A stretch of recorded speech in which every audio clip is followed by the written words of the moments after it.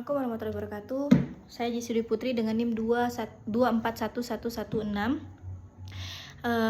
Dalam video ini saya akan membuat tugas UAS dari mata kuliah Tafsir Pendidikan. Jadi dalam pandangan Islam, pendidikan bukan sekedar transfer ilmu, melainkan proses komprehensif untuk membentuk manusia seutuhnya. Yang pertama itu kan konsep tarbiyah, taklim, tadris, dan juga takdim. Jadi istilah-istilah ini tuh sering diterjemahkan sebagai pendidikan, namun memiliki penekanan makna yang berbeda. Tarbiyah, proses menumbuhkan dan menjaga potensi fitrah peserta didik serta secara bertahap. Quran Surat Al-Isra ayat 24, Duhai Tuhanku, kasihanilah mereka berdua sebagaimana mereka berdua telah mendidik aku, Rabbayani waktu kecil. Penjelasannya fokus pada kasih sayang, pengasuhan, dan pengembangan fisik serta jiwa.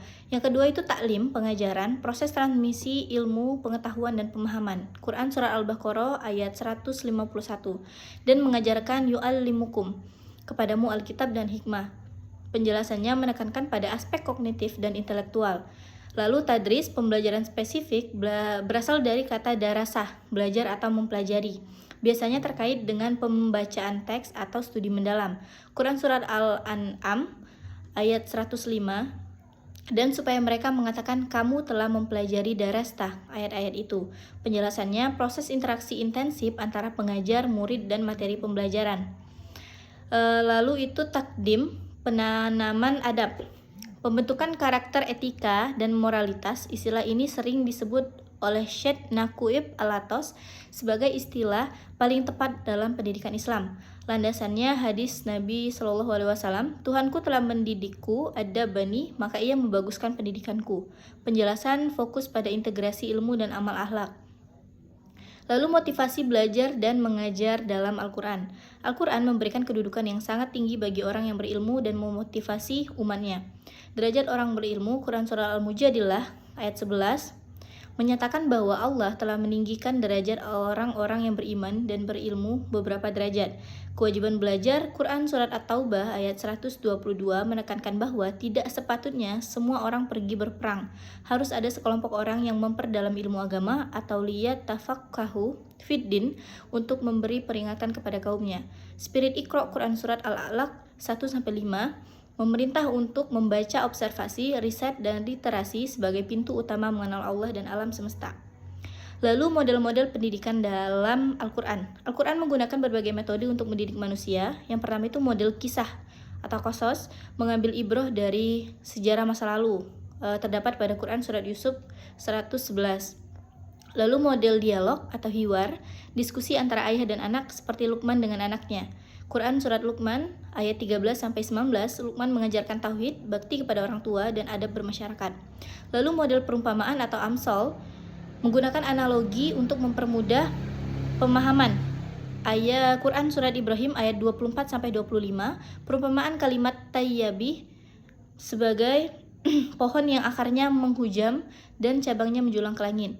Lalu model keteladanan atau uswah, pendidikan melalui contoh nyata. Quran Surat Al-Ahzab ayat 21 tentang Rasulullah sebagai uswatun hasanah. Lalu peran orang tua dan guru dalam pendidikan. Orang tua, pendidikan utama, bertanggung jawab menjaga keluarga dari api neraka melalui pendidikan. Quran Surat At-Tahrim ayat 6. Kisah Luqman menunjukkan peran ayah sebagai peletak dasar akidah dan akhlak.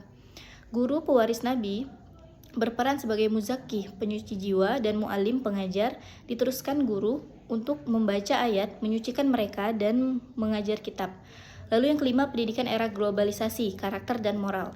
Menghadapi globalisasi yang penuh dengan distorsi moral, Al-Quran menawarkan konsep tazkiyatun nafs, pensucian jiwa. Pendidikan karakter fokus pada Quran Surah Al-Ahzab ayat 21, menjadikan integritas Nabi sebagai standar.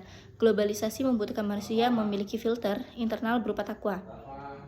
Pencegahan dekadensi, Al-Quran menekankan pentingnya tayabun, verifikasi informasi dalam Quran Surat Al-Hujurat ayat 6 agar tidak terjadi kerusakan sosial akibat berita bohong atau budaya asing yang merusak. Keseimbangan dunia akhirat, Quran Surah Al-Qasas ayat 77 mengingatkan untuk mencari kebahagiaan akhirat tanpa melupakan bahagian di dunia. Lalu yang terakhir, tafsir pendidikan di era digital. Di era digital, tafsir pendidikan Islam harus beradaptasi tanpa kehilangan substansi. Digital literasi sebagai perluasan Iqra, membaca di era sekarang termasuk memilah data digital dan algoritma.